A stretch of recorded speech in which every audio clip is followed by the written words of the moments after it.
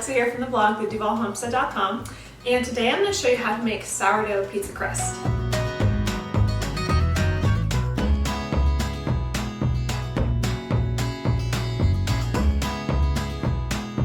Sourdough pizza is super easy. You just need to have your sourdough starter and some flour. We love sourdough here at our homestead. I make bread about every week, and then we make pizza as often as we can. It's been something I've been craving a lot in this pregnancy, but I also loved pizza a lot beforehand as well. You can make your own pizza crust so easy, and we have gotten so good at making our own pizza here that we have a very hard time eating pizza out at this point because ours is just so much better. So you're gonna pour 1 cup of sourdough starter. If you're brand new to sourdough and you wanna know why I'm using sourdough, it's because it will allow our pizza crust to rise kind of like an instant active yeast would, only it's more natural, and I like to let it ferment, which allows all of the cultures to eat away, strip away the phytic acid that's in the grain, that's in your flour, and it just results in a more easily digestible grain and a healthier pizza crust. If you want to start your own sourdough starter, all you need is flour and water. I will leave a link below this video on a description and video on how to start your own sourdough starter. 2.5 cups of flour,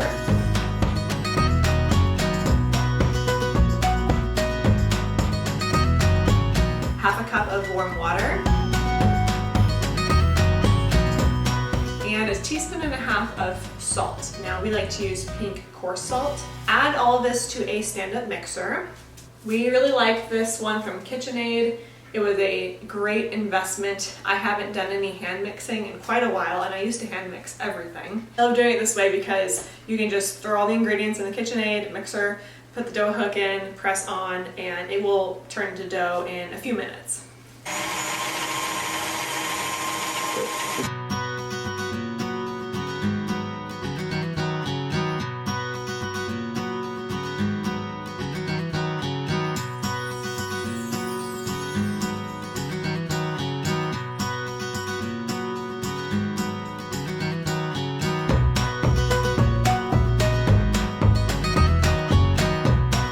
Once you have your dough, you have the option of letting it ferment.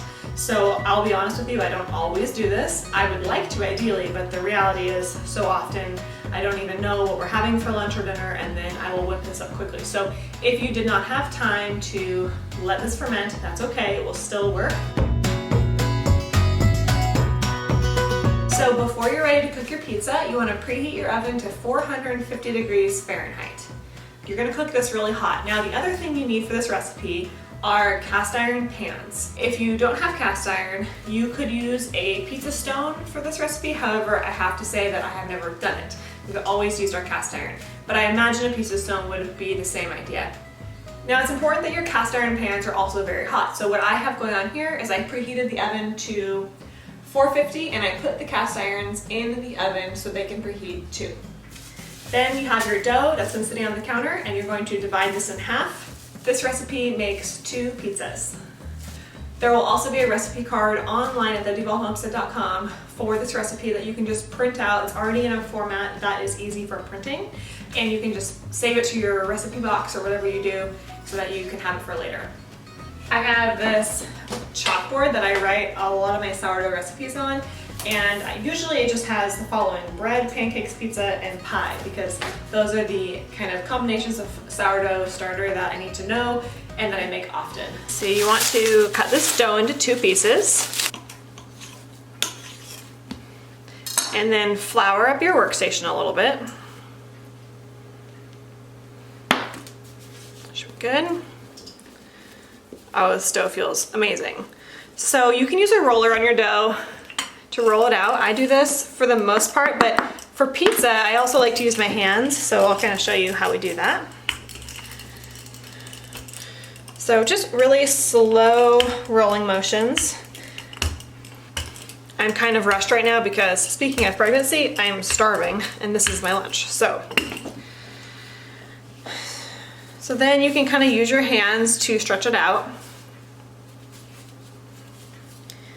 Sometimes it helps because your hands have heat, and the warmth helps to stretch out the dough. So I'm gonna take my pizza out of the oven, and it's been heating at 450, so it's gonna be really hot. Now you want to drizzle the cast iron with avocado oil. That is because avocado oil has a very high smoke point, so you don't want to use olive oil, or even most coconut oils have a smoke point of like 300 something degrees. This has, I think it is 500. Oh, it's 450, which is perfect because that's what we're doing. You just want to drizzle the pan with your oil. And it's very hot, so this came right out of the 450 degree oven. Super hot. And then take your dough, make sure it's stretched out nice and evenly, and you lay it in the cast iron. Okay, so for this part, you just want to evenly spread out your dough. For the crust, you want to fold over the corner of the dough. I like to use a little spatula. And you want to work quickly here because it's so hot that you can tell it's already starting to cook.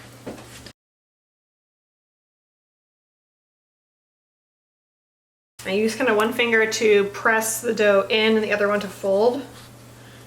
Okay, next you want to drizzle the dough once again with your avocado oil. Just a little drizzle.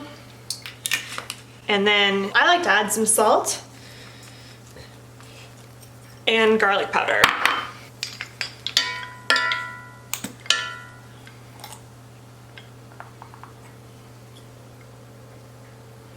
I love the garlic on the crust.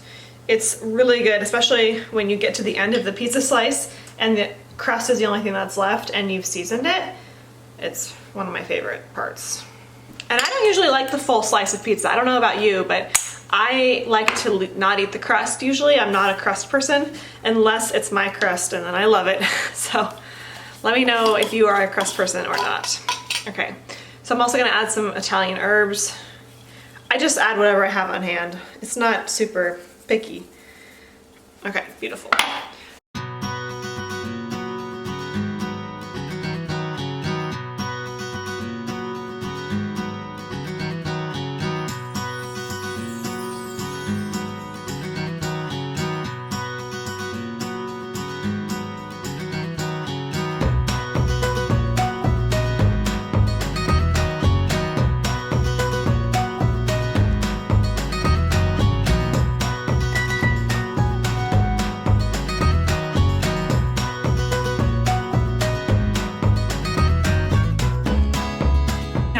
Both of our pizza crusts ready to bake. I'm going to put them both in the oven at 450 for 10 minutes.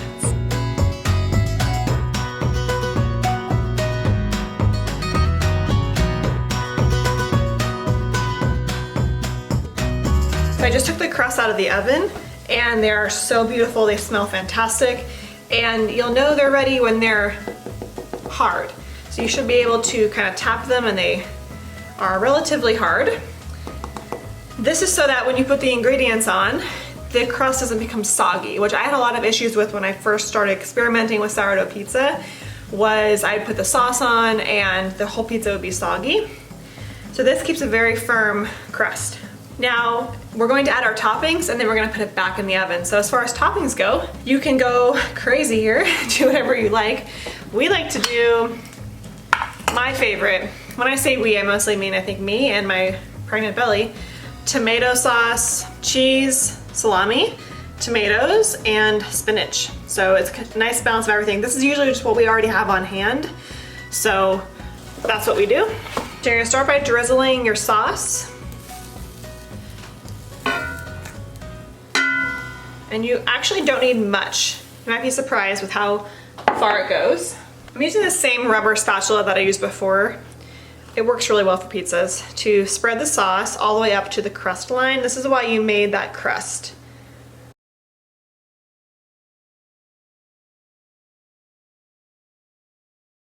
This is my favorite part. Actually, it's all my favorite part. Eating it is definitely my favorite part. Then I'm gonna add some cheese. I'm so hungry right now. It was a late lunch today because it was a late breakfast, and then I exercised, worked out, then I showered, and it's just lost track of time. Now another thing to add to these pizzas that's really good is vegetables. So with salami and tomato, I like to do mushrooms is one of my favorites because it's a really healthy vegetable for you, nice source of protein. I don't have any today though. Spinach is really easy on pizza too because you can hardly even taste it. It's a great way to get greens in. And then I like to top with just a couple of tomatoes. Another favorite topping for me is olives. Love olives. Now I want to tell you something that I've learned, and that is that you really don't need to add any salt.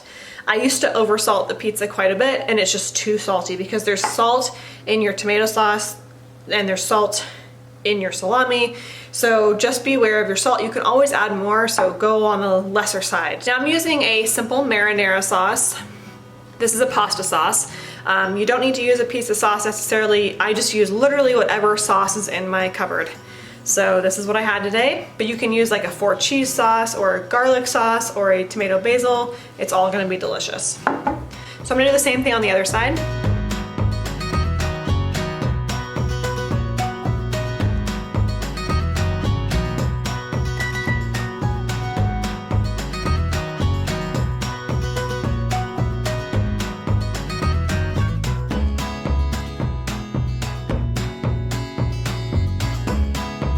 Okay, so you're gonna stick these in the oven at 450 for another 10 minutes and then you're done.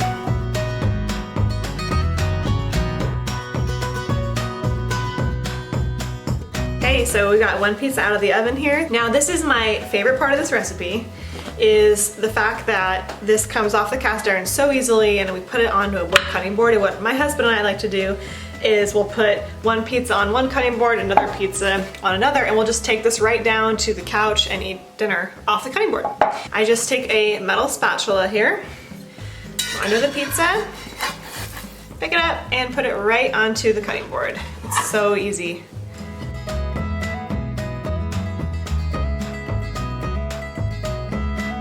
Okay, I'm about ready to dive into these pizzas. I will show you a few close-ups of how well they cut. Because the crust is so perfectly cooked, you'll get a nice firm cut, nothing will be droopy, and it's just the perfect pizza in my opinion.